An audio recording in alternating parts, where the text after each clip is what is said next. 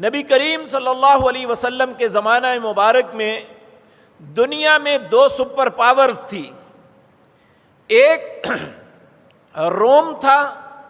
روم جو آج ملک ہے وہ نہیں، یہ شام اور اس کے ارد گرد جتنے علاقے ہیں یہ سارے روم کہلاتے تھے. اور رومن امپائر ایک بہت بڑی قوت تھی. اور ایک ایران، یہ دنیا کی بہت بڑی طاقت تھی. اور رومن امپائر کا جو صدر مقام تھا وہ شام تھا. شام آج 5 ٹکڑوں میں بٹ گیا ہے کہ شام خود ملک، فلسطین، لبنان، اردن، یہ سارے ممالک شام کہلاتے تھے. ان ممالک کے متعلق اللہ نے قرآن میں فرمایا بارکنا حولہ،